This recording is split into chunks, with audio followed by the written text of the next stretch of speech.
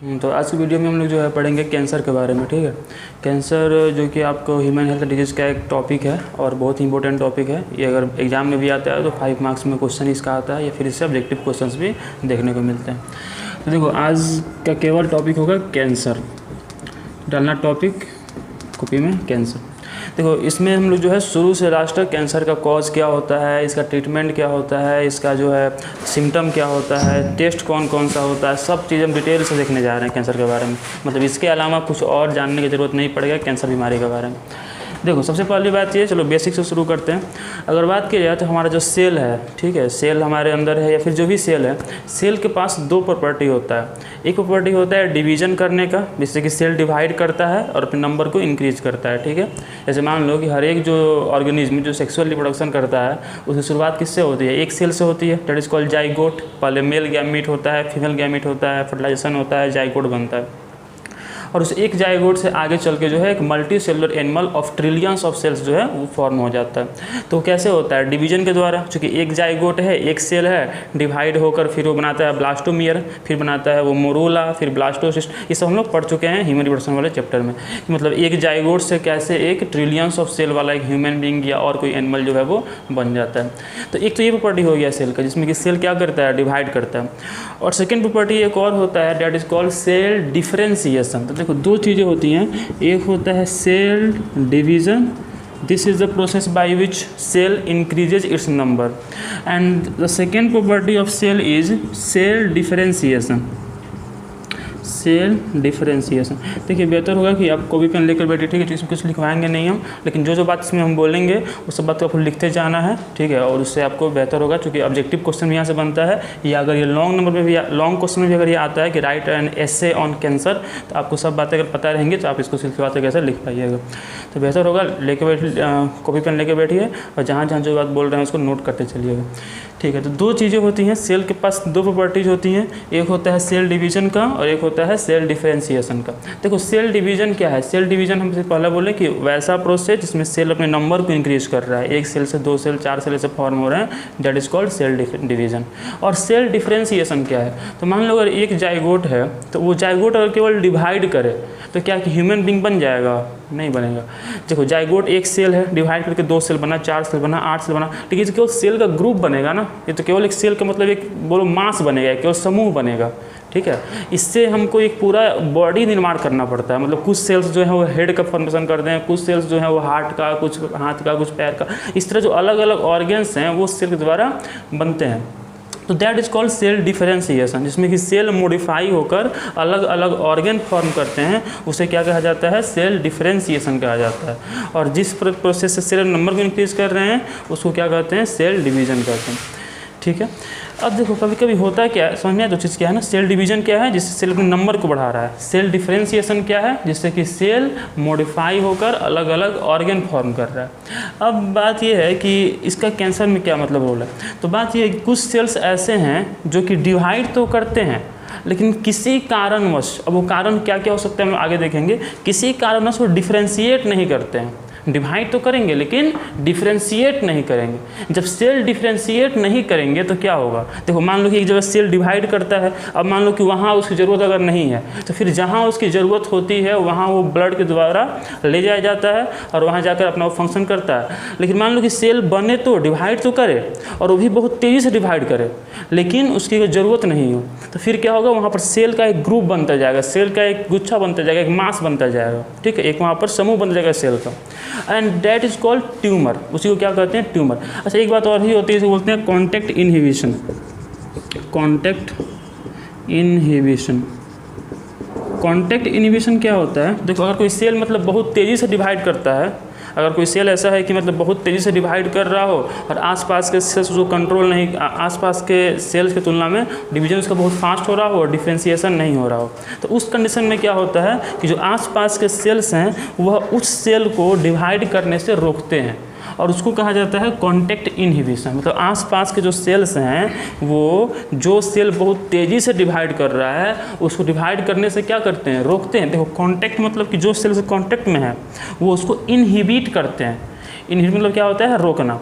तो इसको बोलते हैं कॉन्टैक्ट इनहिबिशन। ठीक है। अब कॉन्टैक्ट इनहिबिशन एक प्रोसेस है जिसके कारण हम बोल सकते हैं कि सेल जो है वो अनकंट्रोल्ड डिवीजन से बच जाता है। सेल में अनकंट्रोल्ड डिवीजन नहीं होता है क्योंकि आसपास के सेल्स उसको वैसा करने से रोकते हैं। इसको आप लिख सकते हैं कि the process by which cells prevents the uncontrolled division of their adjacent cell is called contact inhibition, ठीक है। अब होता है क्या है कि कभी कभी कुछ जो सेल्स हैं उनके जो कॉन्टैक्ट इनहिबिशन का प्रोसेस है वो ख़त्म हो जाता है और सेल बहुत तेज़ी से डिवाइड करता है और सेल में डिफ्रेंशिएशन नहीं होता है। मतलब सेल डिवाइड कर रहा है, सेल बॉडी में जहाँ जरूरत है वहाँ जा नहीं पा रहा है और ना ही सेल को डिवाइड करने से कोई रोक रहा है। तो उस कंडीशन में क्या होता है कि सेल्स जो हैं वो एक जगह जमा होना शुरू होते हैं और जमा होने से सेल के वहाँ पर एक ग्रुप बन जाता है, एक मास ऑफ सेल फॉर्म हो जाता है, ठीक है। सेल का एक मास फॉर्म हो जाता है, एक बहुत टुकड़ा उसका बन जाता है and that is called tumour. उसी को क्या कहा जाता है? ट्यूमर कहा जाता है। तो ट्यूमर क्या है बोल सकते हैं? Tumour is a mass of cell which formed by the uncontrolled division. जब सेल में अनकंट्रोल्ड डिवीजन होता है जो कि दो कारणों से होता है, एक तो सेल डिफ्रेंशिएशन नहीं हो, दूसरा कॉन्टैक्ट इनहिबिशन नहीं हो। तो जब ये दोनों चीज़ें नहीं होती हैं तो फिर सेल में अनकंट्रोल्ड डिवीजन होता है और तब जो मास ऑफ सेल फॉर्म होता है that is called what? Tumour, ठीक है। अब देखो ये ट्यूमर जो होता है, ये ट्यूमर होता है दो टाइप का। जो ट्यूमर फॉर्म होता है वो ट्यूमर होता है कितने टाइप का? दो टाइप का ट्यूमर फॉर्म होता है। एक ट्यूमर को कहा जाता है बेनाइन ट्यूमर, एक को कहा जाता है बेनाइन ट्यूमर और एक को कहा जाता है मैलिग्नेंट ट्यूमर। एक को कहा जाता है क्या? Malignant tumour. तो दो तरह के ट्यूमर फॉर्म होते हैं, one is called benign tumour and other is called malignant tumour. Benign tumour क्या है? देखो बेनाइन ट्यूमर ऐसे ट्यूमर हैं जो कि कैंसरस नहीं है। कैसे मालूम चलेगा? जो बॉडी में फैलते नहीं है, जो एक जगह जहाँ है वहीं पर स्पेसिफिक है, बॉडी में वो फैल नहीं रहा है, तो उसको हम लोग कहते हैं बेनाइन ट्यूमर। और जो ट्यूमर बॉडी में फैल रहा हो या जिसमें बहुत तेज़ी से ग्रोथ हो रहा हो उसको कहा जाता है मैलिग्नेंट ट्यूमर। तो ट्यूमर, चलो फिर से देखते हैं शुरू से इसको। कैंसर, ठीक है, यहाँ तो फिर से आते हैं। कैंसर क्या है? एक डिजीज है, सबको पता है। कैंसर का स्टडी क्या कहलाता है? ऑन्कोलॉजी। लिख लेना अगर नहीं लिखेगा तो, कि कैंसर का स्टडी क्या कहलाता है? Oncology. The branch of biology in which we study about cancer is called oncology. Cancer से लगभग इंडिया में हर साल इंडिया में जो है कैंसर का लगभग 1 मिलियन 10 लाख केस हर साल भारत में देखने को मिलता है। उसमें से लगभग 80 से 90% लोग की हर साल मृत्यु भी होती है ड्यू टू कैंसर। कैंसर होता क्यों है? तो हम बोले कि दो चीज़ें होती हैं सेल में, one is cell division and other is cell differentiation. Cell division में क्या होता है कि सेल के नंबर को इंक्रीज करता है और सेल डिफ्रेंशिएशन में क्या होता है कि सेल के जो सेल्स फॉर्म हो रहे हैं उनका मॉडिफिकेशन हो रहा है और नए नए ऑर्गन फॉर्म हो रहे हैं। कभी कभी क्या होता है कि सेल डिफ्रेंशिएशन नहीं हो पाता है, केवल सेल डिवीज़न होता है जिस कारण से सेल जमा होना शुरू हो जाता है और एक मास ऑफ सेल फॉर्म हो जाता है, सेल का गुच्छा फॉर्म हो जाता है। उसको क्या कहते हैं? ट्यूमर कहते हैं। ट्यूमर कितने टाइप का होता है? तो दो टाइप का होता है। कौन कौन? बेनाइन ट्यूमर और एक कौन होता है? Malignant tumour. Benign tumour is non cancerous tumour. Benign tumour जो है ये नॉन कैंसरस है। बेनाइन ट्यूमर जो है ये कैंसर नहीं है, ठीक है। बेनाइन ट्यूमर का कुछ अगर हम इसका डिस्टिंक्शन करना चाहें कि कैसे पहचानेंगे कौन ट्यूमर बेनाइन है कौन मैलिग्नेंट है, मतलब कौन नॉन कैंसरस है और कौन कैंसरस ट्यूमर है, तो पहला हम ये बोल सकते हैं कि बेनाइन ट्यूमर फैलता नहीं है, इट डज़ नॉट स्प्रेड। और जबकि ये फैलता है, एक जगह जहाँ हुआ फिर वहाँ से कहीं और जाएगा, फिर वहाँ से कहीं और जाएगा, ये चीज़ इसमें होता है। और ये जो प्रोसेस है जिसमें कि ट्यूमर के जो सेल्स हैं वो ब्लड के थ्रू अलग अलग जगह पर जाते हैं और फिर वहाँ पर ट्यूमर फॉर्म करते हैं, उस प्रोसेस को कहते हैं मेटास्टेसिस। मेटास्टेसिस जो सबसे खतरनाक चीज़ है, देखा जाए सबसे जो डेंजरस चीज़ कैंसर में है दैट इज़ मेटास्टेसिस। मतलब कि जो ट्यूमर के सेल्स बने हुए हैं वो ब्लड के द्वारा बॉडी में जाएंगे और जाने के बाद क्या करेंगे, फिर से नया ट्यूमर नए जगह पर फॉर्म करेंगे। ये चीज़ केवल मैलिग्नेंट ट्यूमर में ही देखने को मिलता है, बेनाइन ट्यूमर में ये चीज़ नहीं होता है। बेनाइन ट्यूमर फैलता नहीं है और मेटास्टेसिस शो नहीं करता है, लेकिन मैलिग्नेंट ट्यूमर जो है मेटास्टेसिस शो करता है। सेकेंड बात ये होता है कि जो बेनाइन ट्यूमर होता है इसमें पेन नहीं होता है, इट इज़ मतलब मोस्टली पेनलेस होता है। बेनाइन ट्यूमर अगर कहीं भी मतलब ट्यूमर हुआ है, अगर वो बेनाइन ट्यूमर है तो उसमें पेन नहीं होगा, उसमें दर्द नहीं होगा।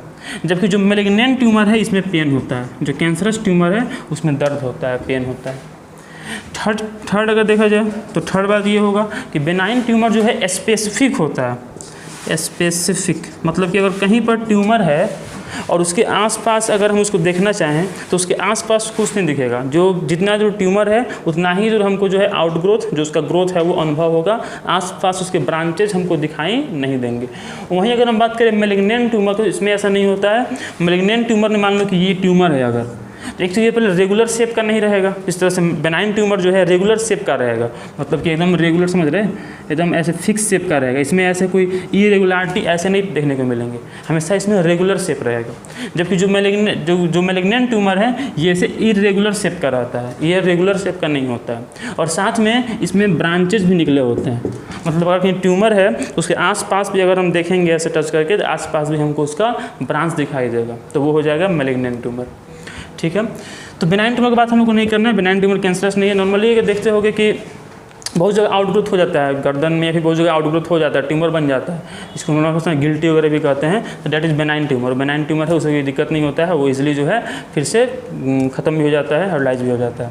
लेकिन मैलिग्नेंट ट्यूमर जो है वो फैलता भी नहीं है, ठीक है, क्योंकि मैलिग्नेंट ट्यूमर जो है ये जहाँ फॉर्म होगा वहाँ से फैलेगा, वहाँ दर्द होगा, इसके अलावा स्पेसिफिक नहीं होगा। इस कुछ लक्षण होता है मैलिग्नेंट ट्यूमर का। चलो अब इसमें हम आगे देखते हैं कि इसका टेस्ट कैसे होता है, कौन कौन सा टेस्ट जो है वो ट्यूमर में किया जाता है, और क्या इसका सिम्टम है ट्यूमर का, खासकर मैलिग्नेंट ट्यूमर का, मतलब कि कैंसर का क्या सिम्टम है। देखो अगर इसमें बात किया जाए इसके टेस्ट का कि कौन कौन सा टेस्ट होता है, तो इसके लिए किया जाता है CT स्कैन।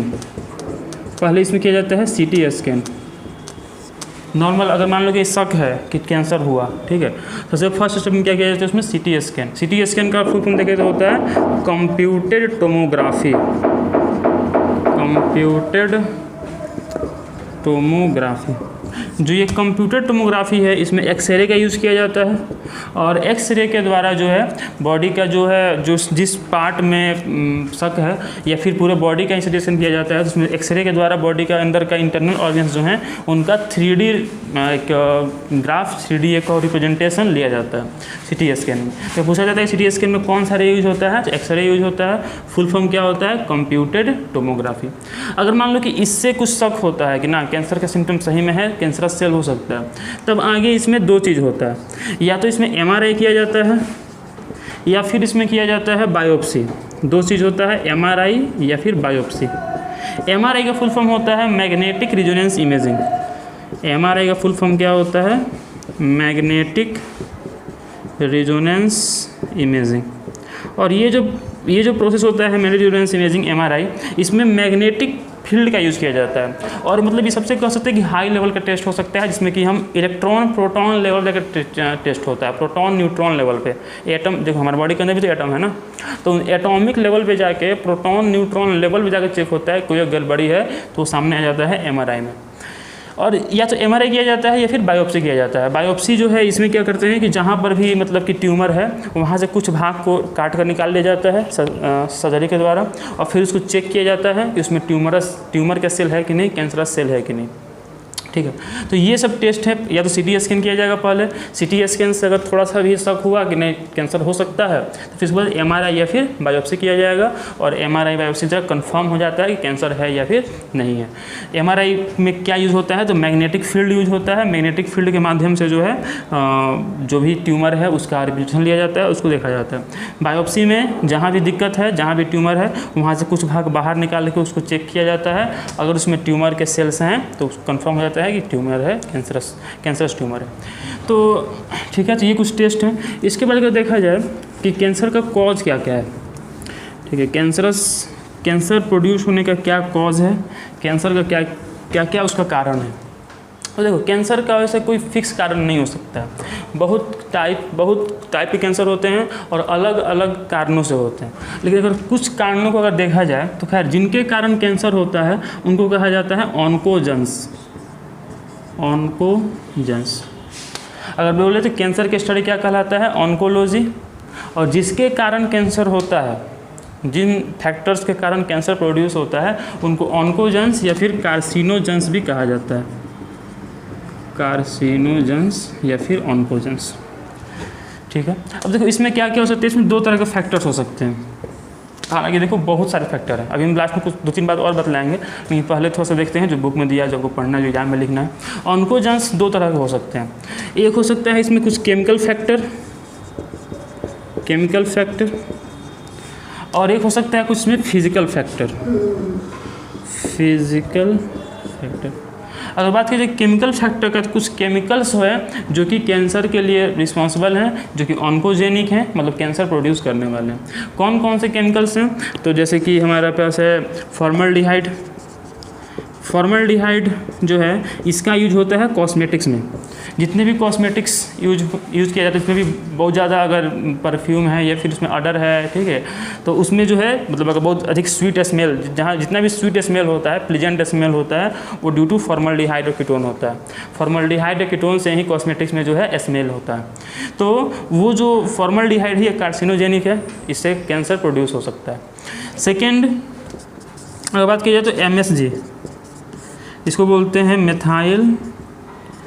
मेथाइल सल्फोनेट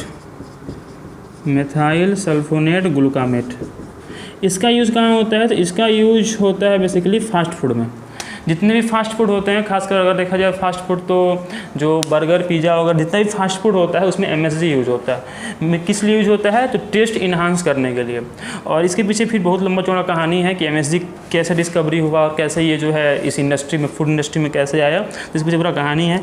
खैर अभी समझो कि जितना भी फास्ट फूड होता है, खास जितना भी बड़ा ब्रांड है, ठीक है, उसमें जो भी फास्ट फूड होता है उसमें कहीं ना कहीं MSG यूज होता है, ताकि उसका टेस्ट, उसका स्मेल इन्हांस हो सके और लोगों को तरफ अट्रैक्ट कर सके। तो ये जो MSG है, ये भी कार्सिनोजेनिक है, इससे भी कैंसर प्रोड्यूस होता हुआ इसका प्रूफ है, देखा गया। उसके अलावा अगर देखा जाए तो और कुछ केमिकल जैसे कि कीटोन, कीटोन में भी जितने भी मेंबर हैं इसके, वो सभी लगभग कार्सिनोजेनिक हैं, और इन सब का यूज बेसिकली होता है कॉस्मेटिक्स में। तो ये तो हो गया कुछ केमिकल फैक्टर। उसके बाद अगर फिजिकल फैक्टर की बात किया जाए तो इसमें कुछ रेज आते हैं, जैसे कि कुछ होते हैं जो बोलते हैं नॉन आयोनाइजिंग रेडिएशन,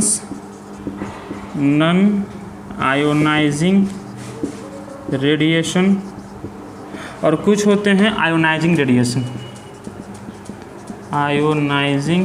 रेडिएशन। इसमें आता है एक्सरे, इसमें आता है गामा रे, ठीक है। गामा हालांकि रे नहीं होता है, गामा इलेक्ट्रोमैग्नेटिक वेव होता है, लेकिन बहुत जगह रे लिखा हुआ रहता है। तो गामा रे हो गया, एक्सरे हो गया, अल्फ़ा रे हो गया, ये सब जो है नॉन आयोनाइजिंग रेडिएशन है। अगर किसी भी तरह से ये रेडिएशन हमारे बॉडी में एंटर करेंगे तो ये कैंसर प्रोड्यूस करते हैं। ये जो DNA है उसमें चेंजिंग कर देते हैं, म्यूटेशन क्रिएट कर देते हैं, और उससे कैंसर प्रोड्यूस हो सकता है। आयोनाइजिंग रेडिएशन बात करें, इसमें आता है UV रे, अल्ट्रा वायलेट रेडिएशन जो कि सनलाइट से आता है। और सनलाइट से बेसिकली 3 तरह का UV आता है, UVA, UVB और UVC।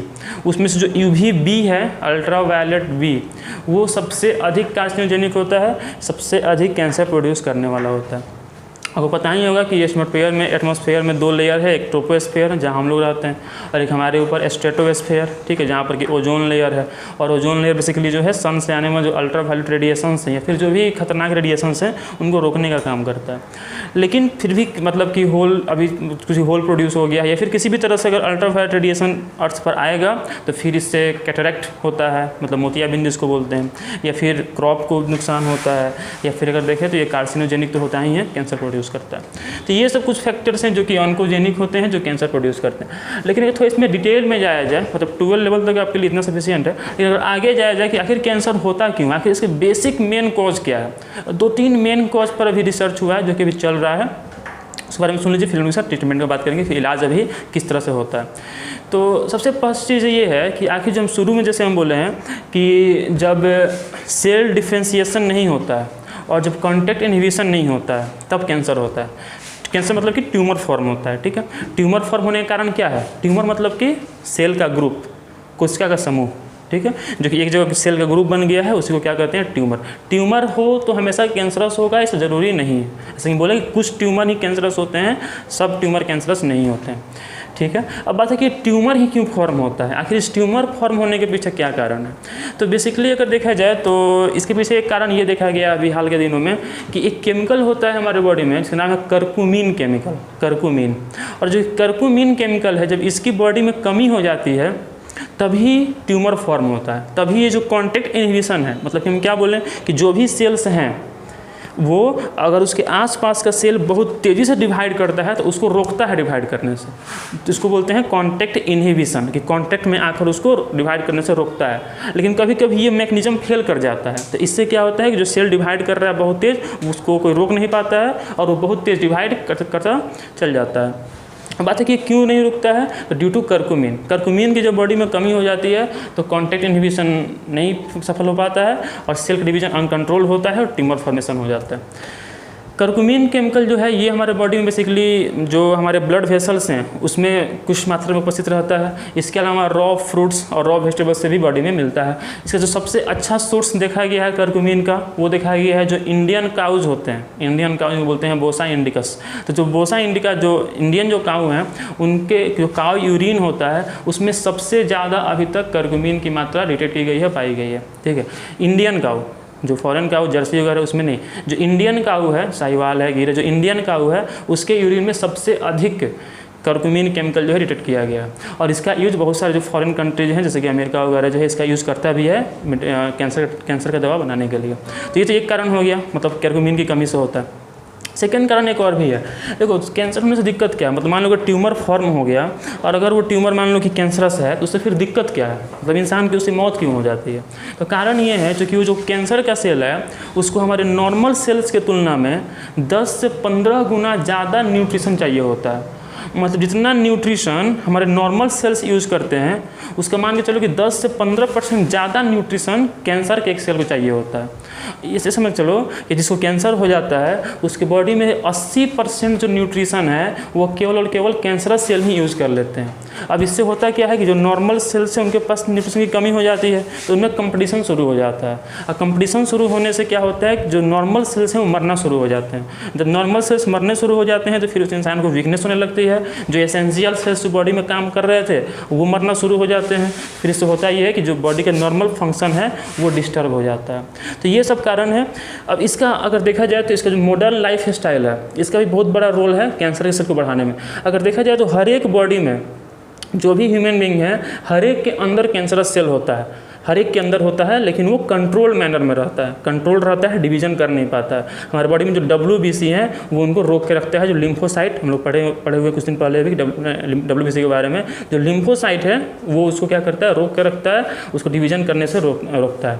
लेकिन जब WBC कम हो जाता है या फिर अगर हम बोले कि अगर न्यूट्रिशन बहुत ज़्यादा जाता है, बहुत ज़्यादा न्यूट्रिशन बॉडी में जाता है तो फिर वो कैंसरस सेल को न्यूट्रिशन अधिक मिलता है और वो बलवान हो जाता है और फिर वो डिवीजन करना शुरू कर देता है। और फिर उसको हो सके बॉडी भी रोक नहीं पाएगा अगर WBC स्ट्रॉन्ग नहीं है तो, और फिर वो कैंसर फॉर्म कर सकता है। यही कारण अगर देखा जाए तो पहले के समय में देखा जाए, अगर पहले के समय से अभी की तुलना में कैंसर का जो रेट है बहुत तेज़ी से बढ़ा है और अभी और तेज़ी से बढ़ेगा आगे, ऐसा WHO का भी अनुमान है। अब कारण क्या है बढ़ने का, तो मॉडर्न लाइफ स्टाइल भी इसका कहीं ना कहीं कारण है। कैसे, देखो पहले के समय में क्या था कि जो लोग जो नॉर्मली 2 मील के बीच में जो ड्यूरेशन हुआ करता था वो नॉर्मली 6 से 7 घंटे का हुआ करता था। मतलब सुबह में खाना खाएं फिर शाम में खाना खाएं। इससे हुआ क्या कि बीच में काफ़ी ड्यूरेशन मिल गया और उस ड्यूरेशन में बॉडी में न्यूट्रिशन की कमी हुई, लेकिन नॉर्मल सेल्स को उससे ज़्यादा असर नहीं पड़ता है। नॉर्मल सेल्स बहुत कम न्यूट्रिशन में अपना काम चला लेते हैं, लेकिन जो कैंसर के सेल हैं उनको बहुत ज़्यादा चाहिए न्यूट्रिशन। और जब उनको न्यूट्रिशन नहीं मिलेगा तब वो फिर डेड होंगे, वो उतना एक्टिव नहीं रह पाएंगे। तो इससे क्या था कि उस कारण से जो कैंसर के सेल हैं वो पहले ज़्यादा डिवाइड नहीं कर पाते थे और ज़्यादा अपने आप को डेवलप नहीं कर पाते थे। अभी के समय में क्या है कि हर एक आदमी जो है हर एक 2-3 घंटे 4 घंटे में कुछ ना कुछ को खाने का आदत है मॉडर्न लाइफ स्टाइल में। इससे क्या है कि कैंसर के सेल को अधिक से अधिक न्यूट्रिशन मिल रहा है और मिलने के कारण वो फिर जो है अधिक स्ट्रॉन्ग हो रहा है। और ये भी एक कारण है, नहीं बोले कि ये मेन कारण है, लेकिन ये भी एक कारण है कैंसर के मरीजों को बढ़ाने में। तो ये सब कुछ कारण है जिससे कि कैंसर की आजकल जो केस है वो बढ़ रही है। और अभी लगभग 10 लाख ये जो है 2011 का डाटा है, अभी उससे अधिक मरीज हर साल भारत में मिल रहे हैं और उससे अधिक जो है पूरे दुनिया में मिल रहे हैं। अब देखा जाए कि इसका इलाज क्या है, इसका अभी मॉडर्न जो मेडिसिन है, मॉडर्न जो मेडिकल साइंस है उसमें इसका क्या इलाज है। बेसिकली 3 स्टेप में इलाज किया जाता है कैंसर का। ठीक है, 3 स्टेप में कैंसर का इलाज होता है। अगर मान लो बायोप्सी हो गया और MRI हो गया और ये बात सही साबित हो गया कि हाँ कैंसर के सेल्स ही हैं, तो उसके बाद फिर 3 स्टेप में जनरली जो है इलाज किया जाता है। फर्स्ट स्टेप में किया जाता है सर्जरी, मतलब कि जहाँ भी कैंसर के सेल्स हैं उनको सर्जरी के माध्यम से बाहर निकाल दिया जाता है। तो फर्स्ट जो इसमें ट्रीटमेंट में जो फर्स्ट स्टेप होता है डैट इज सर्जरी, ठीक है, कि सर्जरी के द्वारा उसको बाहर निकाल दिया गया। सेकेंड स्टेप जो होता है वो होता है रेडियोथेरेपी।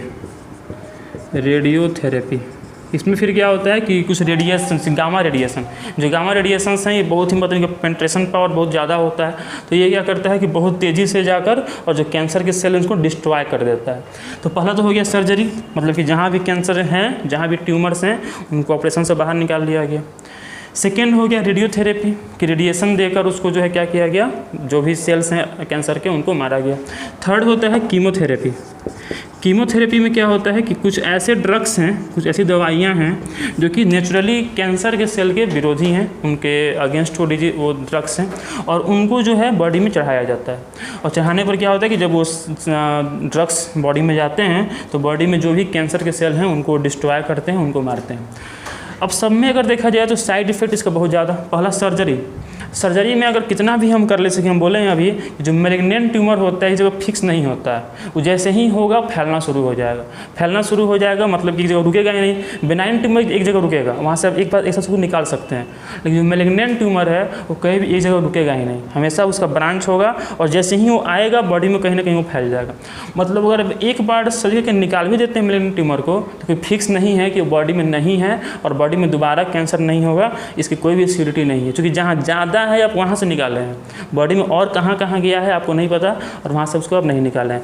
प्लस अब निकालते भी हैं उसमें से अगर एक दो सेल्स भी अगर बच जाएंगे तो फिर से ट्यूमर फॉर्म कर लेंगे, मतलब कि सर्जरी से कोई फ़ायदा नहीं। ठीक है, ये है कि कुछ देर के लिए ट्यूमर वहाँ से निकल जाएगा, लेकिन फिर भी बहुत जल्दी ही कभी कभी तो 6 महीने या साल भर में फिर से ट्यूमर फॉर्म हो जाता है वहीं पर। ठीक है, तो फर्स्ट स्टेप ये है। सेकेंड रेडियोथेरेपी में वहीं गामा रेडिएशन दिया गया। गामा रेडिएशन से भी बहुत कम चांस है। अब जहाँ पर हमको बहुत ज़्यादा ट्यूमर दिख रहा है, जहाँ पर ट्यूमर का ग्रोथ बहुत ज़्यादा है, वहीं पर हम रेडिएशन देंगे। आसपास के जो सेल्स हैं उनको रेडिएशन नहीं मिल पाएगा और वो फिर से आगे से ग्रोथ कर सकते हैं। थर्ड है कीमोथेरेपी जनरली जो है ये 6 से 10 डोज का होता है, मतलब इसका 6 डोज या 10 डोज हर एक 21 दिन पर इसका, या फिर 28 डेज़ पर डिपेंडिंग ऑन सिचुएशन, 21 डेज या 28 डेज़ पर इसका एक डोज होता है और ये 6 से 10 डोज दिया जाता है। मतलब 6 डोज, मिनिमम 6 डोज, मतलब कि 6 बार 21 दिन पे, या फिर मैक्सिमम 10 डोज दिया जाता है। इसका जो साइड इफ़ेक्ट है वो ये होता है कि ये बॉडी के जो इम्यूनिटी है उसको एकदम लो कर देता है। जब बॉडी की इम्यूनिटी एकदम लो हो जाती है तो फिर इससे क्या होता है कि ये जो बॉडी है वो, ठीक है, कैंसर से तो ये लड़ रहा है, लेकिन और सब बीमारियां हैं वो बॉडी पर हावी हो जाती हैं और फिर इससे जो है बॉडी को और सब बीमारियों से खतरा होने का चांस बढ़ जाता है। उसके अलावा इसका ये भी है कि ये बॉडी की इम्यूनिटी को बहुत लो कर देता है, बॉडी में डिहाइड्रेशन भी क्रिएट करता है, पानी की कमी भी क्रिएट करता है। तो ये सब कुछ इसके साइड इफेक्ट हैं। अब थोड़ा मुझे इसका टाइप देखा जाए कि कैंसर का टाइप कौन कौन है, तो एक कैंसर होता है कार्सिनोजेंस या फिर इसको बोलते हैं कार्सिनोमा। एक को बोलते हैं लिम्फोमा, एक को बोलते हैं लिम्पोसा। उसे बहुत टाइप हो सकते हैं, लेकिन जो मेन टाइप हम बता रहे हैं कार्सिनोमा, लिम्फोमा, लिम्पोसा, ल्यूकेमिया। कार्सिनोमा मतलब होता है स्किन कैंसर। कार्सिनोमा मतलब क्या होता है, स्किन कैंसर, जो कि 85% है। मतलब वर्ल्ड में जितना कैंसर है उसका 85% क्या है, स्किन कैंसर। सबसे अधिक लोगों को कैंसर अगर होता है तो स्किन कैंसर होता है। कॉज क्या है तो हम पहले ही बोले हैं कि होता किससे है cancer, due to physical and कुछ केमिकल फैक्टर के कारण। उसमें से जो फॉर्मल्डिहाइड और जो कॉस्मेटिक्स, जितने भी कॉस्मेटिक्स हैं, जितना भी कॉस्मेटिक मार्केट में है, अब 1-2% या 0 कुछ % को छोड़ दिया जाए, जितना भी कॉस्मेटिक जिसमें कि बहुत ज़्यादा स्मेल, बहुत ज़्यादा गंध देखने को मिलता है, उस सब में कहीं ना कहीं फॉर्मल्डिहाइड या फिर कुछ ना कुछ केमिकल यूज हुआ रहता है उसके लिए, और वो सभी जो केमिकल्स होते हैं वो कार्सिनोजेनिक होते हैं। तो उनके कारण जो है कैंसर प्रोड्यूस होता है। स्किन कैंसर जो है, जो भी पाउडर, जो भी क्रीम, जो भी चीज़ें हैं, उनमें जो भी उसमें जो भी केमिकल यूज़ किया गया है उसमें फ्रेगनेंस लाने के लिए, वो कैंसर प्रोड्यूस करने वाला होता है, कार्सिनोजेनिक होता है, और उसके स्किन कैंसर प्रोड्यूस होता है। इसलिए सबसे अधिक इस दुनिया में स्किन कैंसर है 85%। उसके बाद लिम्फोमा मतलब होता है लिम्फेटिक सिस्टम का कैंसर, लिम्फेटिक सिस्टम, ठीक है, जैसे कि थाइमस हो गया या फिर बोन मैरो हो गया, बेसिकली थाइमस हो गया, या फिर अगर देखें तो जहाँ जहाँ बॉडी में लिम्फेटिक सिस्टम है, मतलब कि जनरली पैर में, ठीक है, या फिर हाथ में या फिर गर्दन में, जहाँ भी लिम्फेटिक सिस्टम है वहाँ पर कैंसर होता है, उसको बोलते हैं लिम्फोमा। लिम्पोसा ये होता है एडिपोज टिश्यू का कैंसर, एडिपोज टिश्यू का कैंसर। एडिपोज टिश्यू कहाँ होता है? स्किन के नीचे। हम जो भी खाना खाते हैं, अगर वो खाना पूरी तरह से यूज़ नहीं हो पा रहा है तो जाकर स्किन के नीचे एक टिश्यू होता है, इसको बोलते हैं एडिपोज टिश्यू। उसमें जाके स्टोर हो जाता है एज फैट के रूप में, और फिर वो हमको जब ज़रूरत पड़ती है तो हमको वो यूज आता है। तो खैर, अगर एडिपोज टिश्यू में कैंसर होता है तो बोलते हैं लिम्फोसा। और ल्यूकेमिया, ये होता है ब्लड कैंसर। ल्यूकेमिया को बोलते हैं ब्लड कैंसर। और ब्लड कैंसर जो है ये बेसिकली जो है इसमें बोन मैरो अफेक्टेड होता है। इसके अलावा WBC काउंट या तो बहुत ज़्यादा हो जाता है या बहुत कम हो जाता है। जनरली WBC काउंट जो होता है वो 6000 से 8000 होता है, पता होगा आपको। RBC कितना होता है? 50 lakh to 55 lakh, 5 million to 5.5 million. WBC होता है जनरली 6000 टू 8000। प्लेटलेट्स होता है 1,03,000 टू 3,03,000। लेकिन ब्लड कैंसर में या तो बहुत कम हो जाएगा, मतलब 1000 2000 चल जाकर पर MMQ, या फिर बहुत ज़्यादा हो जाएगा, 10,000 11,000 12,000 हो जाए, तो वो ब्लड कैंसर का निशानी हो सकता है। जरूरी नहीं ब्लड कैंसर ही है, लेकिन हो सकता है कि ब्लड कैंसर में ऐसा होता है। अब अगर सब में देखा जाए तो सबसे अधिक कोई अगर नॉन क्यूरेबल टाइप है तो वो ब्लड कैंसर है। ब्लड कैंसर कभी भी ठीक नहीं हो सकता है। ब्लड कैंसर एक ऐसा कंडीशन है जिसमें कि हमेशा, मतलब हर एक रेगुलर इंटरवल पे 6 महीना या साल भर पे आपको हमेशा अपना पूरा बॉडी का ब्लड ट्रांसफ्यूज़ करना पड़ता है, बदलना पड़ता है। कुछ ही ऐसी बीमारियां हैं जिसमें कि बार बार ब्लड ट्रांसफ्यूज़ करना पड़ता है, बार बार ब्लड को चेंज करना पड़ता है। उसमें ब्लड कैंसर है, सिकल सेल एनीमिया है, थैलेसीमिया है, ये सब कुछ बीमारियाँ हैं जिसमें कि बार बार ब्लड को पूरे बॉडी के ब्लड को चेंज करना पड़ता है। लेकिन अगर बार बार ब्लड चेंज कर भी रहे हैं, सब कुछ बढ़िया से चल भी रहा है, फिर भी 16 साल या 17 साल मैक्सिमम एज होता है, उससे अधिक ब्लड कैंसर के कोई रोगी जो है वो नहीं जी सकता है। लेकिन अगर और सब कैंसर की बात की जाए तो इसमें अगर सही से देखभाल किया जाए, अगर सही से मतलब कि ट्रीटमेंट हो रहा हो, चल रहा हो, तो इसमें जो है थोड़ा सा एज बढ़ सकता है, थोड़ा सा इंसान अधिक दिन जी सकता है ब्लड कैंसर के तुलना में। तो ये बातें हुई कैंसर के बारे में। क्या क्या सीखे सुनो। पहला पढ़े कि कैंसर का स्टडी क्या कहलाता है? ऑन्कोलॉजी। कैंसर क्यों होता है? तो due to failure of contact inhibition and cell differentiation. जब सेल डिफरेंशिएशन नहीं होता है, और मतलब कि जब सेल जहाँ बन रहे हैं वहाँ से मॉडिफाई नहीं होते हैं, जहाँ ज़रूरत है वहाँ नहीं जाते हैं, और साथ में जब सेल में कॉन्टैक्ट इनहिबिशन फेल हो जाता है, जब आसपास के सेल्स उसको वृद्धि करने से नहीं रोक पाते हैं, तब हो जाता है कैंसर। तब फॉर्म होता है ट्यूमर। अब वो जो ट्यूमर फॉर्म होता है, जो सेल का ग्रुप ट्यूमर फॉर्म हो रहा है, वो होता है 2 टाइप का, बेनाइन ट्यूमर और मेलिग्नेंट ट्यूमर। कुछ ट्यूमर ऐसे होते हैं जो कैंसरस नहीं होते हैं, जो एक जगह फिक्स रहते हैं, उनको कहा जाता है बेनाइन ट्यूमर। ठीक है, फिक्स रहते हैं, कोई दर्द नहीं होता है, और कुछ समय में वो ठीक भी हो सकते हैं। सेकेंड होता है, लेकिन अगर लंबे समय तक रह जाए तो बेनाइन ट्यूमर भी मेलिग्नेंट ट्यूमर में कन्वर्ट हो सकता है।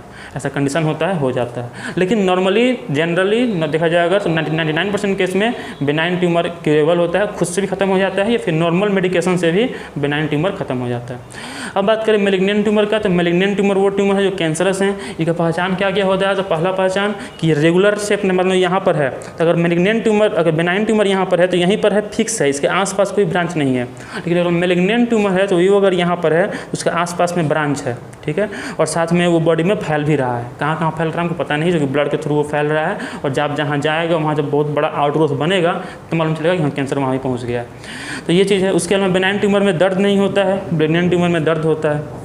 ठीक है, फिर हम देखें कि कैंसर के टाइप कौन कौन से होते हैं। तो बेसिकली उससे बहुत टाइप होते हैं, बेसिकली 4 टाइप होते हैं जो कि नॉर्मली देखने को मिलते हैं। स्किन कैंसर, लिम्फेटिक सिस्टम का कैंसर, एडिपोज टिश्यू कैंसर और ब्लड कैंसर। सबसे अधिक इसमें से कौन होता है? तो स्किन कैंसर होता है। स्किन कैंसर को क्या कहा जाता है? तो कार्सिनोमा कहा जाता है। अगर लिम्फेटिक सिस्टम में कैंसर होता है तो लिम्फोमा कहा जाता है। एडिपोज टिश्यू में होता है तो लिम्फोसा कहा जाता है। और ब्लड कैंसर को ल्यूकेमिया कहा जाता है। ल्यूकेमिया में बेसिकली जो है WBC ही अफेक्टेड होता है। WBC या तो बहुत ज़्यादा बढ़ जाता है या बहुत ज़्यादा घट जाता है, या फिर जो और सर्विस सेल्स हैं उनका शेप चेंज हो जाता है। ठीक है, और बेसिकली इसमें जो है जो बोन मैरो है, समझते बोन मैरो, बोन के अंदर होता है बोन मैरो, सब बोन में नहीं होता है, कुछ बोन्स के अंदर होता है, और बोन मैरो में ही ब्लड सेल का फॉर्मेशन होता है, RBC WBC प्लेटलेट्स का। तो वो जो बोन मैरो है उसमें जो स्टेम सेल्स हैं, बोन मैरो में सभी सेल जो है वो ब्लड सेल नहीं बनाता है, कुछ सेल होते हैं स्टेम सेल जो कि बोन मैरो में होता है। उसमें भी किसमें? रेड बोन मैरो में। जो रेड बोन मैरो है उसमें होता है स्टेम सेल, और उसी स्टेम सेल में जो है कुछ उसके DNA में चेंजिंग से ब्लड कैंसर प्रोड्यूस होता है। ठीक है। उसको उन्होंने देखिए कि ब्लड के जो कैंसर होता है उसका टेस्ट कौन कौन होता है, तो सीटी स्कैन होता है, कंप्यूटेड टोमोग्राफी, उसके बाद या तो एमआरआई या फिर बायोप्सी या फिर दोनों। अगर बहुत ज़्यादा मतलब कि क्रिटिकल कंडीशन है, मालूम नहीं चल पा रहा है, तो फिर दोनों किया जाता है, एमआरआई बायोप्सी, उससे मालूम चल जाता है कि कैंसर है या नहीं। उसके बाद अगर मालूम चल गया तो फिर उसका ट्रीटमेंट होता है। ट्रीटमेंट बेसिकली 3 स्टेज में होता है अभी के समय में, हालांकि तीनों स्टेज फेल है, तीनों के 3 होने के बाद भी स्वस्थ होगा। इसका कंडीशन मतलब देखा जाए, अगर क्लिनिकल इसका डाटा भी देखा जाए तो मतलब यही है कि बहुत कम चांस है कि होने के बाद भी इंसान सेफ रहे। पहला सर्जरी, इसमें कि निकाल लिया जाता है जो भी ट्यूमर है उसको। रेडियोथेरेपी, इसमें गामा रेडिएशन देकर उसको ठीक किया जाता है, ट्यूमर के सेल्स को किल किया जाता है। कीमोथेरेपी, जिसमें कुछ ऐसे केमिकल्स हैं उनको बॉडी में चढ़ाया जाता है जो कि जाकर कैंसर के सेल को मारने का काम करते हैं, ठीक है। इसका साइड इफ़ेक्ट बताएं हम, कुछ सेल्स छूट सकते हैं, ज़रूरी नहीं कि सभी सेल्स बाहर निकल ही जाएं, इसमें भी कुछ सेल्स छूट सकते हैं। और इसमें यह है कि जो दवाइयाँ जाती हैं बॉडी में, वो बॉडी की इम्यूनिटी को बहुत ज़्यादा सप्रेस कर देती हैं, उससे शरीर बहुत ज़्यादा वीकनेस शरीर में फील होता है। प्लस इस साइड इफेक्ट ये भी है कि बॉडी का पूरा हेयर फॉल हो जाता है, वीकनेस बहुत ज़्यादा रहता है, ये सब तो इसके लक्षण है। तो ये सब है कैंसर के बारे में, ठीक है। मेरे ख्याल से इससे ज़्यादा आपको जानने की जरूरत नहीं है, इतना बात काफ़ी है। अब इसमें मेन कॉज देखा जाए तो यही है कर्क्यूमिन केमिकल का कमी हो जाना। कर्क्यूमिन केमिकल के कमी होने के कारण जो है सेल डिफरेंशिएशन खत्म होता है और फिर ट्यूमर फॉर्म होता है। और देखा जाए तो जो इरेगुलर लाइफ स्टाइल है, इसका भी कहीं ना कहीं हाथ है कैंसर के सेल को प्रमोट करने में, ठीक है।